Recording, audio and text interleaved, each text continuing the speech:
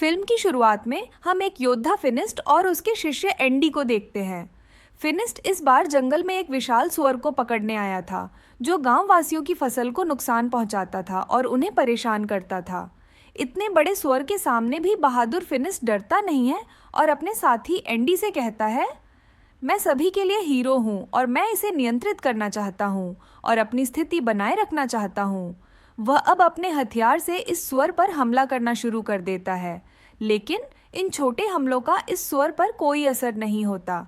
जब एंडी भी फिनिस्ट की मदद के लिए सुअर पर अपनी लेजर से हमला करता है, तो लेजर सुअर की नाक में चला जाता है और वह गुस्से में सोते हुए जाग जाता है। गुस्से में सुअर एंडी को मारने के लिए बढ़ता है, लेकिन फिनिस्ट उसके सामने आकर उसे रोकता है। उसने अपनी पूरी ताकत लगाई, लेकिन सुअर को नहीं रोक सका। सुअर ने उसे हल्के से हवा में उड़ा दिया और फिनिस्ट फिर सुअर के ऊपर गिर गया। सुअर को नियंत्रित करने के लिए एंडी ने पास में फिनिस्ट के पास एक रस्सी फेंकी, जिसे फिनिस्ट ने पकड़ लिया, लेकिन अगले पल सुअर फिर से उड़ने लगा। फिनिस्ट ने इस रस्सी को सुअर के पंखों और सींगों के चारों ओर बांध दिया और उसे अपने नियंत्रण में ले लिया। फिर उसने सुअर को अपने गांव के ऊपर उड़ते हुए दिखाया। जब सबने देखा कि फिनिस्ट ने इतने बड़े सुअर को नियंत्रित कर लिया, तो सभी ने फिनिस्ट के जयकारे लगाना शुरू कर दिया। इस भीड़ में एक जादूगर बाबा यागा भी थी, जिसने फिनिस्ट से कहा, अगर तुम्हारे अंदर इतनी शक्ति है तो इसे साबित करो। मेरे घर के सामने नदी में एक बहुत बड़ा पत्थर पड़ा है, जिसकी वजह से पानी आगे नहीं जा पा रहा है। अगर तुम इसे हटा सको तो मैं तुम्हारी शक्ति स्वीकार करूंगा। फिनिस्ट को यह बात गुस्से में महसूस हुई। मैंने तो इतना बड़ा काम किया और तुम मुझसे इतना छोटा काम करवा रहे हो। वह अपनी बहादुरी की कहानियां सुनाने लगा। तब यागा ने कहा, मुझे नहीं पता कि इनमें से कितनी सच्ची हैं और कितनी झूठी। सब लोग हंसने लगे और फिनिस्ट गुस्से में अपने घर लौट गया। अब उसे यागा से बहुत गुस्सा आ गया था। आज सभी ने उसकी बहादुरी की सराहना करने के बजाय मजाक उड़ाया। वह अपनी बेइज्जती का बदला लेना चाहता था। उसे कुछ ऐसा करना था ताकि सभी फिर से उसकी तारीफ करें। तब एंडी ने कहा, एक तरीका है, तुम्हारे सामने जो टॉवर है वहाँ एक बहुत खूबसूरत लड़की को एक दानव कैद करके रखा है। वह लड़की कोई आम लड़की नहीं है, वह एक राजकुमारी है। अगर तुम उस दानव को मारकर राजकुमारी को आज़ाद करवा सको तो तुम्हारी कहानियाँ पूरी दुनिया में प्रसिद्ध हो जाएंगी। फिर फिनिस्ट ने उस दानव से लड़ने का फैसला किया और जैसे ही रात आई, वह अपने साथी एंडी के साथ उस टॉवर की ओर चल पड़ा। जब वह वहां पहुंचा तो उसने देखा कि कई योद्धा पहले ही उस दानव को हराने के लिए आ चुके थे, लेकिन वह सब लोग नाम के लिए नहीं बल्कि राजकुमारी और धन के लिए ललचाए हुए थे। वे लोग फिनिस्ट से पूछते हैं, अगर हम सब मिलकर उस दानव को हराते हैं तो राजकुमारी को कौन ले जाएगा? तभी फिनिस्ट ने कहा, मैं राजकुमारी के लिए यहाँ नहीं आया हूँ, मैं अपना नाम रोशन करना चाहता हूँ और इसलिए मैं यहाँ हूँ। और तभी उन्होंने फैसला किया कि वे सब मिलकर उस दानव से लड़ेंगे। इससे नाराज होकर किनारे जाते हुए फिनिस्ट ने एंडी से कहा कि वह उस राक्षस को अकेले मारना चाहता है, इसलिए वह अब भी उस राक्षस को मारने के लिए उस मीनार में जाएगा, सुबह नहीं। यह कहकर वह मीनार की एक खिड़की से अंदर चला गया। जैसे ही वह अंदर गया, उसने सबसे पहले उस खूबसूरत राजकुमारी को देखा। जैसे ही लड़की फिनिस्ट को देखती है, वह उससे कहती है कि तुम भी यहाँ मरने आए हो।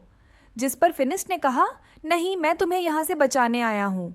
यह सुनते ही लड़की अंदर भाग जाती है। उस लड़की को रोकने के लिए फिनिस्ट उसका हाथ पकड़ लेता है और वह लड़की जल्दी से अपना हाथ छुड़ाकर एक मीनार के पीछे चली जाती है और पीछे से अचानक एक सांप फिनिस्ट पर हमला करता है। फिनिस्ट भी इस सांप से लड़ने लगता है, लेकिन कुछ ही सेकंड में पता चल जाता है कि यह कोई साधारण सांप नहीं था। यह वास्तव में उस राक्षस की पूंछ थी जिससे फिनिस्ट यहाँ लड़ने आया था। यह देखकर वह पहले इस राक्षस पर बहुत हमला करता है, लेकिन जब उसके सारे हमले बेकार हो जाते हैं तो वह राक्षस की पूंछ यानी सांप के मुंह को पकड़ लेता है। अपनी पूरी ताकत से वह सांप के मुंह को फाड़ने की कोशिश करता है और यहाँ सांप उसकी आंखों में अपना जहर थूक देता है, जिसके कारण फिनिस्ट को अब दिखाई नहीं दे रहा था। वह अंधा हो गया था। अंधा होने के बाद भी फिनिस्ट हार नहीं मानता और अपने पैरों के आसपास देखता हुआ उसे अपना हथियार मिल जाता है और फिर से उस राक्षस पर हमला करता है। लेकिन राक्षस अब सामने से गायब हो गया था। फिनिस्ट ने हमला किया और इस मीनार को तोड़ना शुरू कर दिया। मीनार टूटने की आवाज से सभी योद्धा भी उठ खड़े हुए और तुरंत मीनार पर आ गए। उन्होंने यहाँ देखा तो उन्हें न तो वह राक्षस मिला और न ही राजकुमारी। उन्हें मीनार में सिर्फ फिनिस्ट दिखाई दिया। जब एंडी को पता चलता है कि फिनिस्ट ने अपनी आंखें खो दी हैं, तो वह उसे ले जाता है और उसके घर छोड़ देता है। फिनिस्ट बहुत गुस्से और क्रोध में था। अपनी आंखों के खोने के कारण एंडी से यह हालत देखी नहीं जाती और वह बाबा यागा के पास जाता है। उसने बाबा यागा को सब कुछ बताया, कैसे फिनिस्ट ने अपनी आंखें खो दी और वह उससे मदद लेने आया है। लेकिन बाबा यागा ने उसकी मदद करने से इनकार कर दिया, क्योंकि फिनिस्ट ने भी उसकी मदद नहीं की थी। जब फिनिस्ट को इस बारे में पता चला तो वह बहुत दुखी हुआ। समय बीतता गया और एंडी ने भी उसके पास आना बंद कर दिया। वह अपना सारा काम किसी तरह करता था। वह बाहर जाकर फल खरीदता था, लेकिन रास्ते में बच्चे उसके फल चुरा लेते थे, क्योंकि वह देख नहीं सकता था। अब उसके पैसे भी खत्म हो रहे थे। एक दिन जब एंडी उसके घर आया, उसने गुस्से में एंडी से कहा, मेरे पास तुम्हारे लिए कोई काम नहीं है, अगर तुम चाहो तो कोई और काम ढूंढ लो। यह सुनकर एंडी भी वहां से चला गया। दिन बीतते जाते हैं, फिनिस्ट के पैसे भी खत्म हो जाते हैं और वह दिन आता है। फिनिस्ट को बाजार से सड़े हुए फल खाने के लिए मजबूर होना पड़ता है। एक दिन जब उसे कोई सड़ा हुआ फल नहीं मिला, वह अपनी टोकरी के साथ बाजार में बैठा था, तभी बाबा यागा वहां से गुजरी। उसने फिनिस्ट को देखा। उसने उसकी टोकरी में कुछ खाना रख दिया। इससे पहले कि वे बात कर पाते, दिखाया गया कि उसके गांव में कुछ लुटेरों ने हमला कर दिया। ये लुटेरे यहाँ लोगों को पीट रहे थे। फिनिस्ट देख नहीं सकता था, लेकिन वह सुन रहा था कैसे लोग मर रहे थे और पीड़ित हो रहे थे। अब जैसे ही लुटेरे उसके पास आते हैं, उसे लुटेरों की आवाज सुनाई देती है और वह उन पर हमला कर देता है। देख न पाने के बावजूद उनकी चीखें सुनकर वह एक बार में 2 से 3 लुटेरों से लड़ रहा था। यह देखकर दूसरा लुटेरा जो घोड़े पर सवार था, उसने फिनिस्ट को काबू करने के लिए उस पर एक रस्सी फेंकी, लेकिन फिनिस्ट उसकी रस्सी पकड़ लेता है और उसे घोड़े से नीचे खींच लेता है। उसने उसे अपनी ओर भी खींचा और अब लुटेरों ने उसे काबू करने के लिए पीछे से हमला कर दिया और वह वहीं बेहोश हो गया। और जब उसे होश आया तो वह एक जहाज में था। फिनिस्ट की गर्दन और हाथ लकड़ी में बंधे हुए थे उसे काबू करने के लिए। और दिखाया गया कि इस जहाज में बाबा यागा और अन्य ग्रामीण उसके साथ थे। कुछ समय बाद एंडी यहाँ आता है, जो यहाँ आज़ादी से घूम रहा था। बाबा यागा ने उससे पूछा कि तुम कैसे आज़ाद हो। एंडी ने कहा, मैंने इन लुटेरों को मना लिया है कि मैं उनकी मदद कर सकता हूँ और मैं उनके लिए तुम पर नज़र रखूंगा, इसलिए मैं आज़ाद हूँ। उस समय उसके पास एक सुनहरा दीपक था। बाबा यागा उसे सभी को दिखा रही थी। उसने कहा कि मैं इसे बेचकर पैसे कमाऊंगी। जैसे ही उसने उसे साफ करने के लिए रगड़ना शुरू किया और उसमें से एक जिन्न निकला। उसे देखकर सब डर गए, यहाँ तक कि एंडी ने भी नीचे शोर सुना। जब एक लुटेरा ऊपर से नीचे आया, जिन्न ने उसे मुक्का मारा और उसे वापस ऊपर फेंक दिया। उसके बाद जब दीपक का जिन्न एंडी के पास जाता है, उसे उसकी इच्छा पूछने के लिए एंडी उसे वापस दीपक में जाने के लिए कहता है। जैसे ही जिन्न वापस दीपक में चला गया, ऊपर से एक लुटेरा आता है और एंडी की गर्दन पर तलवार रख देता है और उससे उसका दीपक वापस ले लेता है। थोड़ी देर बाद दिखाया जाता है कि ये लोग अरब पहुंच गए थे। लुटेरों ने इन सभी गुलामों को बेचने की व्यवस्था कर ली थी। वहां से एक नकाबपोश आदमी गुजरा जिसने बाबा यागा, एंडी और फिनिस्ट को खरीद लिया। वह उन्हें अपने महल में ले गया, जहां ये लोग हैरान थे। इतने बड़े महल में रोबोट काम कर रहे थे और यह बहुत पुराना युग था। तभी उस अमीर आदमी ने अपने मुंह से नकाब हटाया और इन लोगों से कहा, हैरान मत हो, मैं एक वैज्ञानिक हूँ और मैंने इन रोबोटों का आविष्कार किया है। मैंने इन्हें बनाया है। मैंने ऐसी कई और मशीनें बनाई हैं जिससे इंसानों को फ़ायदा हो सकता है और उनका काम आसान हो सकता है। फिनिस्ट उसे अपनी पिछली कहानी बताता है कि वह एक बहुत शक्तिशाली आदमी था, लेकिन अंधा होने के बाद उसका जीवन बहुत बुरा हो गया। वैज्ञानिक ने कहा, हाँ, मैंने तुम्हारे और बाबा यागा के बारे में सुना है, वरना मैं गुलाम खरीदता हूँ और उन्हें आज़ाद कर देता हूँ। यह खाने का समय था। वैज्ञानिक इन लोगों के लिए खाना मंगवाता है और ये लोग बहुत प्रभावित होते हैं। क्या उन्हें लगा कि यह जादू है जिस पर वैज्ञानिक कहता है, नहीं, मैं पिछले 500 वर्षों से इन पर काम कर रहा हूँ। यागा यह सुनकर हैरान हो जाती है और उनसे पूछती है, 500 वर्षों से तुम अभी भी इतने जवान कैसे हो? वैज्ञानिक कहता है, मैंने ऐसा तरल बनाया है जो इंसानों को कई सालों तक जवान रखता है।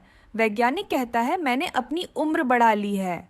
मैंने खुद को जवान रखा है और मैंने अपना काम बढ़ा लिया है। बॉब उन्हें अपनी प्रयोगशाला में ले जाता है और फिनिस्ट उससे पूछता है, तुमने वह खास तरल कैसे बनाया? क्या यह मेरी आंखों को ठीक कर सकता है? वैज्ञानिक कहता है, उससे नहीं, लेकिन हाँ, मेरे पास तुम्हारे लिए कुछ और है। वह उसे चश्मा देता है, जिसकी मदद से फिनिस्ट सब कुछ देख पा रहा था। ये लोग जादू का इस्तेमाल करते हैं और जादुई चीज़ों का इस्तेमाल करते हैं। वे दुनिया को नुकसान पहुंचाते हैं और उन हानिकारक चीज़ों को ख़त्म करने के लिए मैंने एक मशीन बनाई है। उन्हें एक उदाहरण देने के लिए वह दीपक निकालता है। यागा उसे उससे दूर रहने की चेतावनी देती है, लेकिन वैज्ञानिक डरा हुआ नहीं है और उसने चिराग को रगड़ा, जिससे जिन्न बाहर आ गया और फिर उसने अपनी मशीन चालू कर दी। मशीन ने जिन्न को हिला दिया। जैसे ही यह खत्म हुआ, वह लोगों से कहता है, मैंने जिन्न को मार डाला है। रात में वैज्ञानिक को पता चलता है कि एक अजीब राक्षस पास के पहाड़ों में देखा गया है जो आम लोगों को नुकसान पहुंचा सकता है और अब उसे पकड़ना होगा। जब वह फिनिस्ट को बताता है कि उसका चेहरा शेर जैसा है और उसकी आंखें सांप जैसी हैं, फिनिस्ट समझ गया यही वह था जिसका उसने सामना किया था। उसने वैज्ञानिक से कहा, मैं निश्चित रूप से इस मिशन पर तुम्हारे साथ चलूंगा, लेकिन वैज्ञानिक फिनिस्ट को खतरे में नहीं डालना चाहता था। तभी फिनिस्ट ने कहा, तुम मेरी चिंता मत करो, मुझे भी तुम्हारा एहसान चुकाना है। चलो इसे इस तरह करते हैं। वैज्ञानिक उसे एक बॉक्स दिखाता है जो राक्षस के पास है। जब लीवर घुमाया जाता है, राक्षस खुद इस बॉक्स में फंस जाता है। रात में वह दिखाना चाहता है कि बाबा यागा का वैज्ञानिक भी प्रयोगशाला में जाग गया। दरअसल वह सीरम चुराना चाहती थी, लेकिन वैज्ञानिक ने उसे पकड़ लिया। यदि तुम राक्षस को लाने में सफल होते हो तो मैं तुम्हें कुछ सीरम दूंगा। सुबह जब वे मिशन के लिए तैयार थे, वैज्ञानिक ने उन्हें अपना उड़ने वाला विमान दिखाया, जो उस समय एक बहुत अच्छी रचना थी। वह उन्हें सिखाता है कि इसे कैसे उड़ाना है और उनसे कहता है कि वे कुछ ही मिनटों में एक लंबा फैसला लेंगे। जाने से पहले वैज्ञानिक ने उनसे यह भी कहा कि मुझे वह राक्षस जिंदा चाहिए, उसे मारना मत और उसे यहाँ ले आओ। यहाँ वैज्ञानिक फिनिस्ट को फिनिस्ट का हथियार देता है, जिसे उसने बहुत उन्नत बनाया था बटन दबाने से। उसमें से नई चीज़ें निकल रही थीं, जिससे फिनिस्ट और भी खुश हो गया। वे विमान में यात्रा शुरू करते हैं और विमान जल्दी से उन्हें उस पहाड़ पर ले जाता है जहाँ राक्षस था। लंबी खोज के बाद फिनिस्ट को आखिरकार राक्षस के पैरों के निशान दिखाई देते हैं। पैरों के निशान एक गुफा में जा रहे थे, जिसके सामने वह अपना बॉक्स रख देता है जिसमें उसे राक्षस को पकड़ना था। अब फिनिस्ट को बस उसे फंसाना था, इसलिए वह अंदर चला गया और अपने हथियार का बटन दबाकर उसने बस राक्षस को चुनौती दी। उसने राक्षस को चोट पहुंचाई और वह बाहर आ गया। जब वह बाहर आ रहा था तो उसने गलती से अपना सिर एक पेड़ से टकरा लिया और वह बेहोश हो गया और राक्षस अपनी गुफा से बाहर आ गया। इससे पहले कि राक्षस फिनिस्ट को नुकसान पहुंचाता, जैसे ही राक्षस बाहर आया, बाबा यागा ने जल्दी से बॉक्स का लीवर दबा दिया, जिससे बहुत सारे रत्न निकले और राक्षस को पकड़ लिया। और बाबा यागा ने फिर से लीवर दबाया और पिंजरे को बंद कर दिया। थोड़ी देर बाद फिनिस्ट को भी होश आ गया और वे अपनी यात्रा वापस शुरू करते हैं। यात्रा काफ़ी लंबी थी। रास्ते के बीच में रात हो गई थी और वे सो गए। अब रात में फिनिस्ट ने पिंजरे के अंदर से एक लड़की की आवाज़ सुनी। जिज्ञासा में उसने पिंजरा खोलने का फैसला किया। हालांकि बाबा यागा उसे रोक रही थी, लेकिन फिनिस्ट पिंजरा खोल देता है। बाबा यागा ने कहा, इसका मतलब है कि राक्षस असली राजकुमारी है। यागा पीछे से चिल्लाती है, फिनिस्ट उसे बाहर मत निकालो, उसे बाहर निकालना खतरनाक हो सकता है। लेकिन फिनिस्ट उसकी बात नहीं सुन रहा था, क्योंकि उसे राजकुमारी पसंद थी। इससे पहले कि वह राजकुमारी को बाहर निकाल पाता, बाबा यागा पीछे से लीवर घुमा देती है और पिंजरे को फिर से बंद कर देती है और फिनिस्ट भी अंदर कैद हो जाता है। अंदर हम देखते हैं कि वह लड़की उसका हाथ नहीं पकड़ती और मुझे बताती है कि मुझे श्राप मिला हुआ है। जब भी कोई मेरा हाथ पकड़ता है, मैं उस जंगली राक्षस में बदल जाती हूँ। लेकिन मैं बुरी नहीं हूँ, मैं किसी को नुकसान नहीं पहुँचाती। जब तक कोई मुझे नुकसान पहुंचाने की कोशिश न करे, और मेरी वजह से किसी को नुकसान नहीं होना चाहिए, इसलिए मैं पहाड़ों में दूर रहती हूँ। लेकिन लोग मुझे कहीं भी जिंदा नहीं रहने देते। अगले दृश्य में हम एक वैज्ञानिक को देखते हैं जिसने एक किसान की बिल्ली चुरा ली।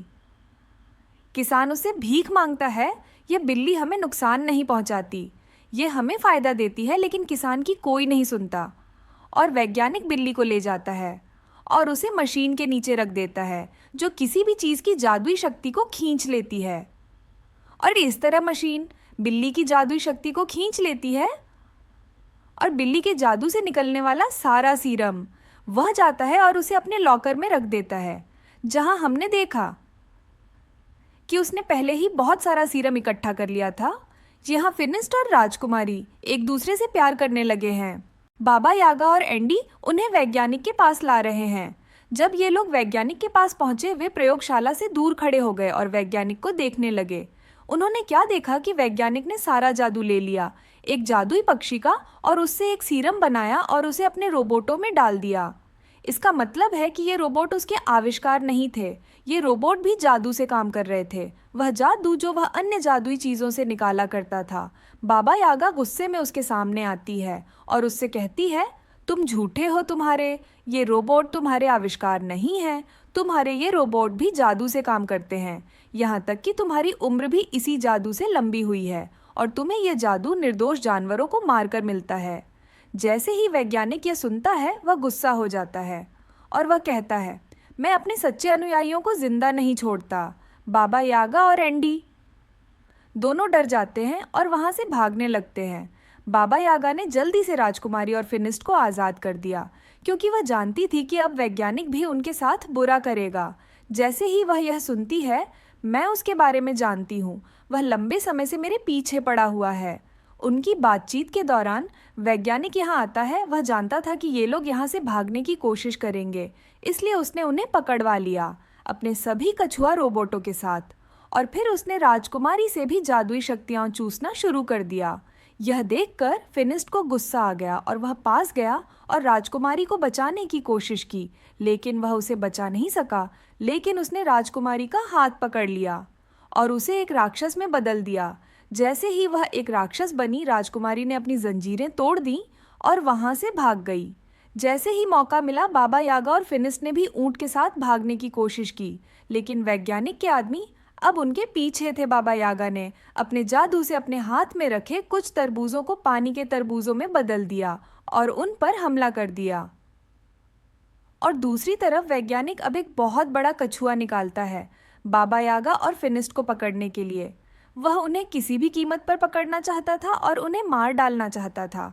हालांकि एंडी ने भी उसे बताया कि तुम्हारे पास जो जादुई सीरम है वह काफ़ी नहीं है, लेकिन उसने नहीं सुना। वह बड़ा कछुआ जैसे ही वह महल में बाहर आया, पूरा महल टूट गया। उसने जल्दी से नियंत्रण कर लिया और फिनिस्ट और यागा की ओर चला गया, लेकिन यागा और फिनिस्ट आगे भागने लगे। फिर वह उन पर अपने तोप के गोलों से हमला करता है, खतरे को बढ़ता देख। फिनिस्ट यागा से कहता है, तुम उसे विचलित करो, लेकिन जहाँ तक मैं जानता हूँ उसकी सारी चीज़ें उल्टी होने पर काम नहीं करती। यागा टैंक के सामने आती है और वैज्ञानिक अपने टैंक में जादुई मशीन के साथ बाबा यागा के अंदर जादू करना शुरू कर देता है। जादू के कारण बाबा यागा बूढ़ी दिखने लगी और यह देखकर फिनिस्ट बहुत डर गया था। लेकिन जब तक बाबा यागा वैज्ञानिक को विचलित करती रही, फिनिस्ट भी उसके कछुए के ऊपर चढ़ गया और जैसे ही वैज्ञानिक ने इसे देखा, उसने कछुए के तंबू निकाले और फिनिस्ट को गिराने की कोशिश की। फिनिस्ट नहीं गिरा, लेकिन उसका चश्मा गिर गया, जिससे उसे दिखना बंद हो गया। बाबा यागा ने उसका चश्मा गिरते हुए देख लिया था, तो बाबा यागा अब उसे नीचे से देखती है और उसे लड़ने का निर्देश देती है। इसी बीच वह राजकुमारी जो राक्षस बन गई थी, वह भी यहाँ आ गई थी। वैज्ञानिक उसे देखकर डर गया।